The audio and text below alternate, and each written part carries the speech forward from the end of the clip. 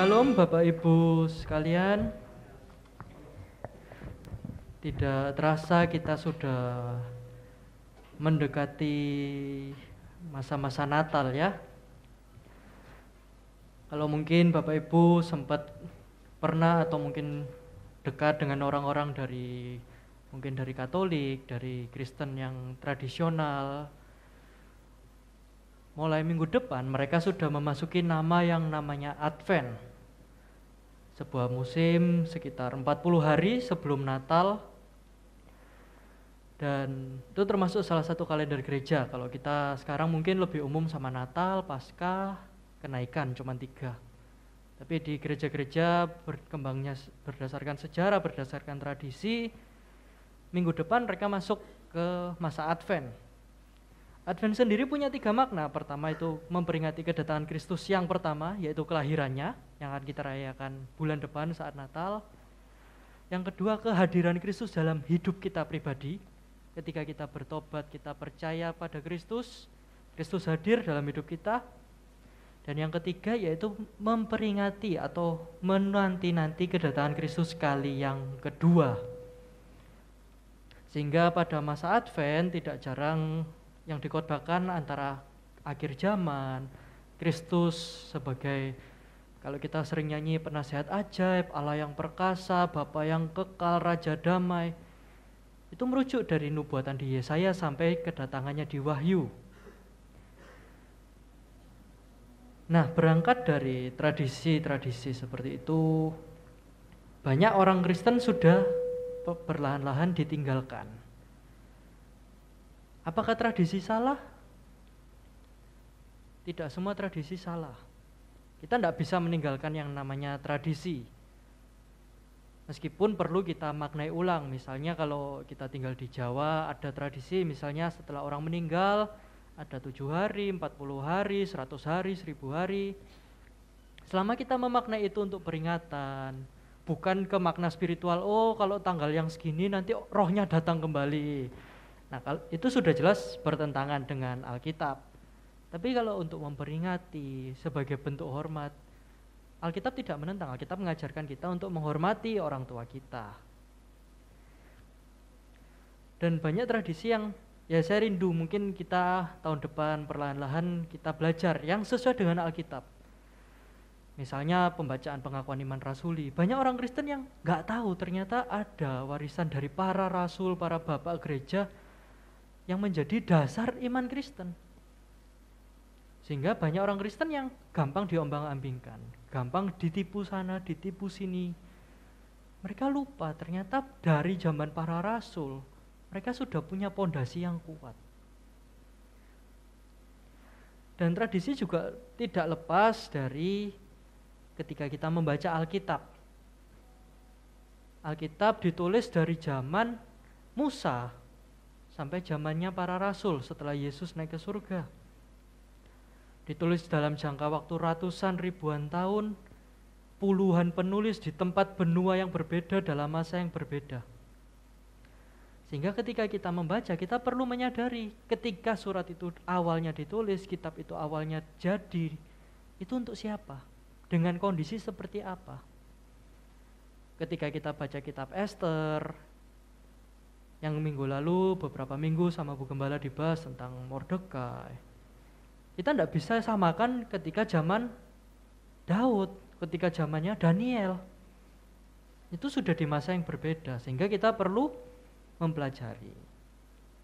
Dalam perjanjian baru, berkali-kali ketika kita membaca, kaitannya selalu sama orang Yahudi, sama orang Romawi. Ada banyak unsur selain unsur teologis yang terkandung ketika kita baca Alkitab. Unsur budayanya, unsur tradisinya, bahasanya. Kenapa kita perlu baca bahasa aslinya, bahasa Yunani, Ibrani, dan lain-lain? Kenapa? Supaya kita mengerti ketika awalnya itu ditulis, maksud utamanya itu apa. Kalau kita sudah ngerti maksudnya ketika itu ditulis, baru kita bisa tarik, oh di zaman sekarang dampaknya buat saya seperti ini. Maka dari itu kita akan sama-sama mempelajari satu bagian dalam firman Tuhan yang saya yakin Bapak Ibu sudah berkali-kali dengar, mungkin sudah bosan, tapi kita coba lihat dari sisi tradisinya seperti apa. Kita baca dalam Matius pasal 5 ketika Yesus berkhotbah di bukit. Matius 5 ayat 38. Dan saya bacakan, kamu telah mendengar firman, mata ganti mata dan gigi ganti gigi. Ini merupakan aturan yang sudah ada sejak zaman Musa, zaman Taurat. Di sini bukan bicara, oh kalau saya dipukul harus tak balas, bukan. Tuhan kasih perintah itu supaya bangsa Israel, mereka nyadari bahwa sesamanya ini sama-sama ciptaan Tuhan, sama-sama gambar dan rupa Allah. Ini adalah sebuah perintah untuk pencegahan, bukan perintah ganti rugi. Kalau saudara baca di Keluaran, di Imamat, di Ulangan, ganti ruginya bukan giginya dicabut satu, matanya dicongkel, bukan. Ganti ruginya bayar denda. Sama seperti sekarang, kalau misal saudara menerobos lampu merah, kita kenanya kan denda atau sidang. Bukan kita disuruh ngulang, ayo ulang lagi sampai lampunya hijau, kan enggak. Bukan kita dibales sama polisinya datang, ayo kamu nerobos ya, sekarang rumahmu tak terobos. Enggak, bukan bales-balesan. Tapi pencegahan, ada denda yang harus dibayar. Di tempat saya dulu pelayanan, sempat kita berlakukan denda. Kalau terlambat datang persekutuan, yang terlambat bawa snack minggu depan. Awalnya seneng, weh tiap minggu ada yang telat, tiap minggu makan snack terus. Lama-kelamaan orang-orang sudah mulai jenuh. Wes timbang telat aku gak usah datang wes. Wes timbang bawa snack, keluar uang lagi, belanja lagi. Wes gak usah datang lah. Sebuah konsekuensi hukuman yang niatnya itu buat ayo ojo telat. Maksudnya kan bukan cari snacknya kan. Maksudnya kan supaya kita disiplin, supaya tidak terlambat. Tapi orang salah nangkep. Dan itulah pengaruh dosa, sama seperti kita zaman sekarang.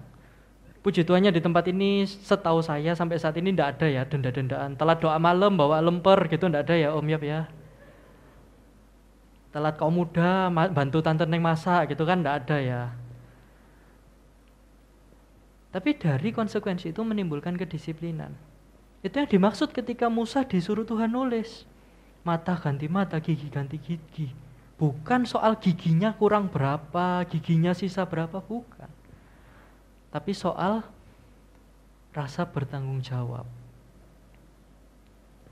Dan setelah Tuhan Yesus bilang itu, Yesus menjelaskan di ayat 39-nya, tetapi aku berkata kepadamu, janganlah kamu melawan orang yang berbuat jahat kepadamu, melainkan siapapun yang menampar pipi kananmu, berilah juga kepadanya pipi kirimu. Kalau kita yang sering dengar bilangnya, oh itu tidak boleh balas. Kristen itu harus mengampuni.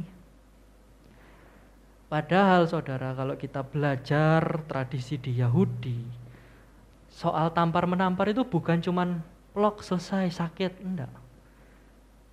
soal tampar menampar di Yahudi itu dianggap sesuatu yang merendahkan, menghina, mencemooh. Bahkan catatan rabi, para pemimpin agama Yahudi pada masa itu, mereka menulis kalau ada orang Yahudi, sesama Yahudi yang menampar pipi, itu kena denda 200 keping sus, di mana 4 keping itu 1 sikal. Dan upah orang tahunan itu yang tidak berpendidikan, gak bisa apa-apa, itu sekitar 1.000-1.500. Jadi sekali nampar itu upah sekian bulan hilang, saudara. Karena dianggap itu merendahkan, mencemooh, menghina sesama orang Yahudi. Yesus di sini bilang kalau ditampar pipi kanan, itu bukan sembarangan. Misal kita berhadapan ya, pipi kanannya orang di depan saya itu kan di sisi kiri saya ya. Kalau kanan saya mukul kan kena pipi kiri. Dan orang Yahudi pada masa itu aktifnya pakai tangan kanan. Jadi tamparan yang umum itu harusnya kena pipi kiri. Kalau sampai kena pipi kanan itu ngaploknya gini, pakai punggungnya tangan. Dan menurut tradisi kalau tamparannya pakai ini bukan 200 tapi 400 dikali 2 dendanya. Yesus tidak sembarangan kanan kiri, enggak. Yesus bicara pakai bahasa yang pada masa itu mereka pahami. Masyarakat Yahudi tahu kalau sampai kepukulnya pakai yang punggung, itu menghinanya itu ada tafsiran bilang itu untuk budak, enggak boleh ke sesama orang. Harus orang yang lebih rendah yang boleh. Kalau sesama itu harus pakai telapak, enggak boleh pakai punggung. Jadi kalau sampai ada orang nampar pipi kanan, itu bukan cuma sakit, itu merendahkan, menghina, dianggap setara, bahkan lebih rendah dari budak. Di sini enggak cuma ngomong soal, oh pipi itu enggak sakit, lemaknya banyak. Enggak. Di sini Yesus bilang, kalau sampai kamu direndahkan orang lebih rendah dari budak, gak apa-apa, kasih pipi satunya. Jangan dibales. Beberapa dari kita pasti pernah direndahkan, pernah dicemooh, pernah dihina. Tapi Tuhan bilang, kasih. Gak usah dibales, dikasih. Dan menurut aturan Yahudi, menghina itu disamakan dengan dijambak, rambutnya ditarik, telinganya dijewer, jubahnya dikoyakkan, ditarik paksa, bahkan setara dengan diludahi yang sampai kena tubuh. Kalau kita mungkin sekarang lihat orang kaplok-kaplokan itu biasa mungkin ya. Pada masa itu hal yang merendahkan, menghina. Sehingga kenapa Yesus sampai pakai bahas itu di pertama. Mata ganti mata, gigi ganti gigi. Tapi aku berkata kepadamu, jangan dibales. Dan kita lanjut di ayat yang ke-40. Dan kepada orang yang hendak mengadukan engkau karena mengingini bajumu, serahkanlah juga jubahmu. Yang ini saya yakin sudah lebih umum karena orang lebih banyak bahas jubah sama baju. Jubah itu yang kalau ini jas, yang di luar, yang tebal. Biasanya dari kulit dan selalu dipakai. Sedangkan baju itu yang di daleman. Dan menurut tradisi, sangat kecil atau bahkan tidak mungkin ada orang sampai menuntut sesama orang Yahudi gara-gara pengen bajunya. Itu hal yang tidak masuk akal, hal yang receh dan tidak penting. Dan di ayat 40 ini dikatakan mengadukan. Mengadukan itu bukan cuman wadul, enggak. Itu dibawa sampai ranah pengadilan. Maju sidang secara resmi. Tapi Yesus bilang apa? Kasih jubahmu. Kalau sampai ada yang minta baju dalammu itu loh, kasih ono jubahmu juga. Padahal kalau kita baca di Keluaran 22 ayat 26, itu peraturan tentang jubah. Di Keluaran 22 dikatakan, jika engkau sampai mengambil jubah temanmu sebagai gadai, maka haruslah engkau mengembalikannya kepadanya sebelum matahari terbenam. Ayat 27-nya, sebab hanya itu saja penutup tubuhnya, itulah pemalut kulitnya. Pakai apakah ia pergi tidur? Apabila ia berseru-seru kepadaku, aku akan mendengarkannya, sebab aku ini pengasih. Kembali ke peraturan yang tadi, yang 400 keping, mengambil paksa jubah orang, itu termasuk merendahkan, menghina, lebih rendah dari budak. Dan di sini Allah berfirman lewat Musa, konteksnya kalau saudara baca ini bicara tentang orang yang miskin, yang sampai makan itu tidak bisa, ngutang sana, ngutang sini. Dan Taurat berkata, kalau sampai kamu tuh buat tebusannya itu sampai ngambil jubah, sebelum matahari terbenam balik, itu hak asasinya mereka, haknya setiap orang. Meskipun dia tidak punya rumah, tidak punya pekerjaan, dengan adanya jubah dia masih bisa tidur di gurun. Kalau saudara ngerti iklimnya di orang Israel, itu kalau malam dingin menggigil, sehingga mereka memang butuh jubah. Dan Taurat berkata, kalau sampai kamu ngambil paksa, tetap balikin. Kalau sampai kamu terusin, Tuhan bilang, Tuhan akan mendengarkan kalau sampai orang itu berseru-seru. Kalau kita naik ke ayat 23, ayat 24, di situ Tuhan bilang, jika engkau memang menindas mereka, tentulah aku akan mendengarkan seruan mereka. Jika mereka berseru-seru kepadaku dengan nyaring. Dan itu diulang. Ketika tadi jubahnya kalau tidak kamu kembalikan dan orang itu berseru-seru, Tuhan akan mendengarkan. Dan di ayat 24 Tuhan bilang, yang Tuhan dengerin ketika Tuhan dengar orang itu murka, maka murkaku akan bangkit dan aku akan membunuh kamu dengan pedang sehingga istri-istrimu menjadi janda dan anak-anakmu menjadi yatim. Di sini bukan Tuhan yang kejam. Tuhan itu menunjukkan kalau sampai kamu itu kejam sama sesamamu Yahudi yang hidupnya udah kekurangan, tidak bisa makan, sampai pinjam sana pinjam sini, jubahnya masih mbok minta paksa, Tuhan yang bales. Tuhan siap, bukan cuma ngelawan tok, balikin jubah tok, enggak. Tuhan siap sampai membunuh, sampai menghabisimu. Apa ini ngomong Tuhan jahat? Bukan, ini ngomong Tuhan itu yang adil. Ketika kamu sama sesamamu yang harusnya itu saling mengasihi, malah mbok tuntut sampai mbok permalukan. Tuhan yang siap membela mereka. Jadi ketika Yesus bilang kalau bajumu itu sampai diminta, kasih ono jubahmu, Tuhan bilang Tuhan sendiri yang akan membela kamu. Karena kalau sampai orang itu minta jubah, dalam Taurat juga dikatakan kalau sampai ada seseorang melihat sesamanya Yahudi tidak berpakaian, orang ini yang dihukum. Itu kewajiban buat mereka untuk menolong sesamanya. Kalau tidak punya jubah dipinjemin, tidak punya baju dikasih. Yesus tahu betul peraturan-peraturan orang Yahudi. Ini bukan cuma soal jubah. Oh, jubah itu hal yang tidak penting, hal murahan, bukan. Ini ngomongin sesuatu yang lebih dalam tentang keadilan Tuhan, tentang penyertaan Tuhan bagi orang-orang yang ditindas, yang dihina. Tuhan siap membela mereka.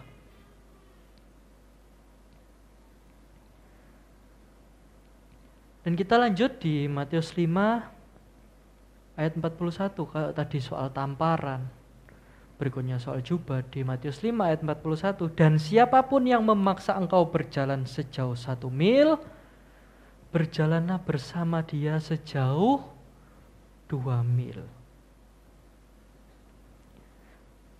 Kalau orang sekarang cuman baca ini, bacanya, oh kita itu harus melakukan sesuatu lebih double. Kalau diminta sekian, kita kasih sekian.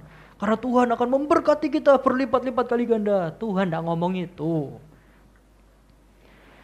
Di sini kata memaksa itu merujuk kepada peraturan pada bangsa Yahudi yang dijajah orang Roma. Tentara-tentara Roma dikasih wewenang untuk memaksa orang Yahudi, orang jajahannya, untuk mengangkat barang-barang perang sejauh 1 mil. barang-barang perang ya baju sirah, pedang, perisai yang beratnya sekitar 40 kilo, itu mereka harus bawa 1 mil atau 1000 langkah jauhnya. Dan cuman boleh 1 mil, tidak boleh lebih. Kalau sampai ketahuan ada perwira atau pasukan yang menyuruh bawa lebih, pasukan Roma ini yang justru dihukum. Kecuali memang orangnya sukarela mau membantu. Dan itu yang diajarkan Yesus. Yesus bilang berjalanlah bersama dia. Yesus tidak cuman ayo bawaan lebih biar dia kena denda kamu bebas. Enggak, Yesus tidak ngajari balas kejahatan. Yang diajarkan Yesus bareng ono, tidak apa-apa, bantu ono.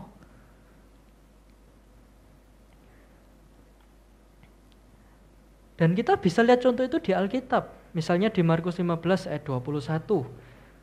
Ketika Yesus membawa salib keluar dari Yerusalem menuju Bukit Golgota, Yesus nggak sanggup bawa sampai jatuh berkali-kali. Akhirnya tentara Roma memanggil, di Markus 15 ayat 21, pada waktu itu lewat seseorang yang bernama Simeon orang Kirene, ayah Alexander dan Rufus yang baru datang dari luar kota. Dan orang itu, Simon itu, mereka paksa untuk memikul salib Yesus. Yang dimaksudkan memaksa itu ini loh. Dia tuh pelancong dari luar kota datang, mau lihat apa sih ini Yerusalem kok rame, ada pesta apa ini. Baru masuk belum sampai pintu gerbang dicegat tentara, ewangono gowo. Ewangono bawa Pak salib. Bahkan kalau saudara baca di Lukas, versi yang lain, Lukas 23 ayat 26. Ketika mereka membawa Yesus, mereka menahan seseorang yang bernama Simon dari Kirene yang baru datang dari luar kota. Lalu diletakkan salib itu di atas bahunya supaya dipikulnya sambil mengikut Yesus. Kalau tadi versi Markus kan cuman orang itu dipaksa mikul. Lukas lebih jelas. Ditahan, terus ditaruh no salib langsung. Bukan, bro namamu siapa? Bisa bantu bawa ya? Ayo dibantu ngusung. Enggak. Ini yang ngomong tentara, bukan acara bakti sosial. Yang ngomong tentara sambil teriak-teriak. Simon dari Kirene ditahan langsung bawaan. Karena mereka tahu itu mereka punya kuasa buat menyuruh orang Yahudi bawa beban. Dan aturannya cuma boleh 1. Kalau sampai lebih mereka dipotong gaji atau bayar denda. Dan perwira itu punya kewajiban buat nyetop. Wes cukup, sudah 1 mil, stop. Tapi Yesus ajarkan, berjalanlah bersama. Yesus bukan cuma ngomong langkah yang lebih, bukan. Yesus bilang, kamu itu punya sukarela. Kalau kamu dipaksa enggak apa-apa, bareng ono malah. Suatu saat dulu waktu saya kuliah pernah saya disuruh bantu ngusung-ngusung ya. Berat ya enggak sampai 40 kilo, mungkin 5 kiloan. Janjiannya cuma titik A sampai titik B. Namanya saya enggak pernah angkat-angkat ya. Bawa itu udah lumayan naik tangga, nunggu ngantri ini dibawa terus enggak boleh taruh bawah. Ketika udah sampai titiknya ternyata salah, lanjut. Orang biasanya kalau digituin apa? Ngomel. Lah ngomongmu sampai sini kok mbok lanjut. Atau ndak guyon kok traktir makan lah ya, traktir minum. Ada upah, kita nuntut. Tapi yang diajarkan Yesus apa? Berjalanlah bersama. 1 mil itu batas minim dari pemerintah. Tapi nggak mungkin perwira atau tentara itu cuma bawa barang sejauh 1 mil. Biasanya kota ke kota, mau perang di mana, itu jauh. Dan Yesus bilang, jalan bareng, berjalanlah bersama. Yang semestinya bukan tanggung jawabmu, bukan kewajibanmu.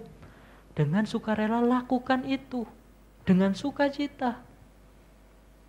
Karena Yesus yang perintahkan dengan besar hati, dengan berdasarkan kasih. Dari 3 contoh ayat ini, saudara bisa lihat ya bedanya ketika ya kita asal baca, Oh ya, ditampar kanan kasih kiri, oh ya pokoknya ndak balas. Sama ketika kita ngerti, oh ternyata itu semerendahkan itu. Ternyata ada dendanya, ada aturannya. Saudara lihat ya, ketika kita baca, oh Simon dari Kirene itu disuruh mbak salib. Oh iya, kita cuma lihat drama dia bantu gotong. Kita ndak lihat, mungkin sama tentara Romanya dia ditendang, didorong-dorong, ditodong pakai pedang, kita ndak tahu. Ketika kita baca, usahakan kita mengerti, kita menempatkan posisi kita hadir juga di sana. Kondisinya bagaimana dan lain sebagainya. Dan lanjut kita lihat di ayat 43. Di Matius 5 ayat 43, kamu telah mendengar firman, kasihilah sesamamu manusia dan bencilah musuhmu. Kamu telah mendengar firman. Coba saudara cari, ada tak ayat yang bilang ini? Bencilah musuhmu, ada tak? Tidak ada, mentok itu kasihlah Tuhan Allahmu, kasihlah sesamamu. Tidak ada lanjutannya jadi bencilah musuhmu, itu tidak ada. Tapi kok Yesus bilang ini firman? Kamu sudah dengar firman ini, kenapa? Karena pemimpin agama Yahudi pada masa itu, mereka menganggap sesamanya manusia itu sebatas orang Yahudi. Mereka lihat bangsa lain itu penjajah, orang Persia, orang Babel, orang Roma, semua penjajah yang menyerang orang Yahudi. Sehingga buat mereka ini bukan cuma sekedar sesama manusia, ini udah masuk unsur politik, unsur perang, cari kekuasaan. Sehingga buat mereka itu musuh, harus kita perangi, harus kita benci. Sesama kita ya cuman orang Yahudi. Dan itulah yang ditegur Yesus. Saudara ingat ketika Yesus kasih perumpamaan orang Samaria baik hati? Ada orang habis dirampok, setengah hidup, setengah mati. Orang imam lewat, tidak diurus. Orang Lewi lewat, tidak diurus. Orang Samaria yang buat mereka itu orang kafir, sesat, bejat, masuk neraka, malah yang nolongin. Dan di situ Yesus tanya, menurutmu siapa sesamamu manusia kan? Yesus juga bahas ini, karena itu masalah yang ada pada masa itu. Ketika pemimpin agama Yahudi bukan melakukan firman, tapi malah membelok, mempelintir ayat-ayat. Yang harusnya kasih sesamamu manusia, dijadikan sesamamu orang Yahudi. Dan itu yang Yesus tegur berkali-kali. Yesus dekat dengan situasi diskriminasi, situasi menghina, merendahkan, kesenjangan antara budak sama pemimpin, pimpinan agama yang sakarepe dhewe. Yesus tahu, sehingga dia ngajarin ini. Ketika dia bilang, kamu telah dengar firman yang sesat itu, yang gak sesuai dengan Taurat. Di ayat 44 Yesus bilang, tetapi aku berkata kepadamu, kasihilah musuhmu dan berdoalah bagi mereka yang menganiaya kamu. Di ayat ini pendek, cuman 2, kasih musuhmu, berdoa bagi yang menganiaya. Kadang kita sering nakal nih, oh ya tak doano kok, tak doano cepet ketemu Tuhan. Tak doano usaha gak lancar, tak usahano sakit-sakitan. Kalau saudara baca terjemahan lain, saudara baca bahasa asli, ada lanjutannya panjang. Tidak cuma didoakan, tapi ada lanjutannya. Mintakan berkat Allah bagi mereka yang mengutuk kamu. Berbuat baiklah bagi mereka yang menganiaya kamu. Dan doakan mereka yang menghina kamu. Tapi di terjemahan ini tidak masuk. Bukan cuma doa, tapi mintakan berkat buat mereka. Berapa banyak dari kita yang pernah sampai mintakan berkat bagi orang yang nyakiti kita? Kita doa supaya usaha mereka lancar, studinya berhasil, anaknya ranking 1 terus, kok gak anakku ae? Itu susah. Tapi itu yang Tuhan perintahkan, bukan cuma kasihi, bukan cuma doakan, mintakan berkat, berbuat baiklah bagi mereka yang menganiaya kamu.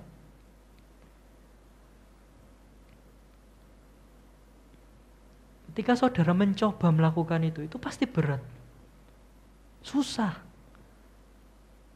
Secara daging kita pasti tidak terima. Kita diperlakukan, direndahkan, dihina. Kok tak berkati? Tapi itu yang Tuhan ajarkan. Kasih itu bukan cuma sama orang yang baik sama kamu. Kasih itu sama orang yang juga jahat sama kamu. Itulah kasih yang sejati. Saya yakin pastilah dalam hidup kita 1-2 orang paling tidak itu pasti ada yang kita benci. Kita tidak suka. Apakah kita mau mendoakan mereka? Meminta Tuhan berkatin mereka? Berbuat baik bagi mereka? Apa kita mau? Padahal itu yang Tuhan perintahkan.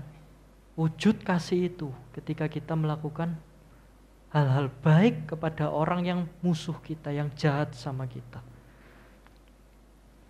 Dan kenapa kita perlu melakukan itu? Sebagai ayat terakhir di ayat 45, karena dengan demikianlah kamu menjadi anak-anak Bapamu yang di sorga, yang menerbitkan matahari bagi orang yang jahat dan yang baik, dan menurunkan hujan bagi orang yang benar dan orang yang tidak benar. Saat katekisasi sempat saya bahas sedikit juga, itu anugerah umum. Tuhan izinkan matahari terbit bahkan bagi orang yang tidak kenal Tuhan. Mereka masih bisa menikmati makan soto, rasa soto. Bukan kalau dia preman, sotonya tidak kerasa, jadi rasa gak enak. Entah itu orang kenal Tuhan, tidak kenal Tuhan. Makan rawon ya enak, kerasa keluak masihan. Itu anugerah umum, Tuhan izinkan. Sehingga karena kita adalah anak-anak Tuhan.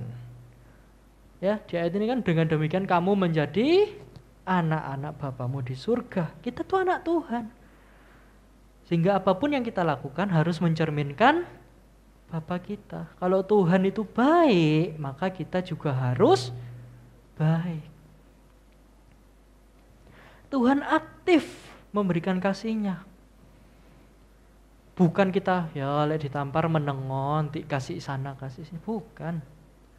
Tuhan mengajari kita untuk aktif. Kasih itu aktif. Katakan ke kanan kiri, kasih itu aktif. Kasih itu aktif. Amin.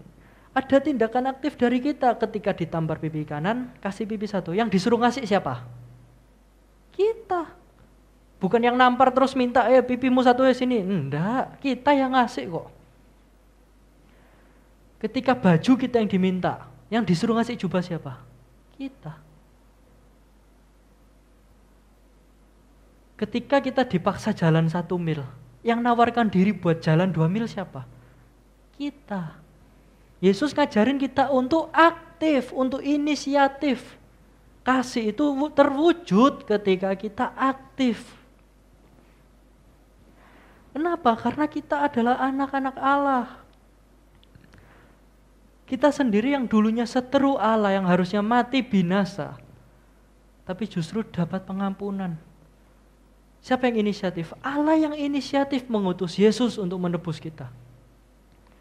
Allah yang inisiatif mengampuni segala dosa kita, menebus kita dari seteru Allah menjadi sahabat Allah. Tidak berhenti di sahabat, dia juga mengangkat kita jadi anaknya. Kalau kita merasa, wih abot rek, berat ini. Tuhan sudah lakukan yang jauh lebih besar. Dia tidak cuma masalah pipi kanan, pipi kiri, jalan 1 mil, 2 mil. Dia serahkan nyawanya sendiri bagi kita. Dan itu bentuk kasih yang terbesar. Dan itulah yang perlu kita lakukan. Menjadi teladan kita. Saudara percaya saudara sudah ditebus, amin. Saudara percaya saudara anak-anak Allah, amin. Mari kita bangkit berdiri.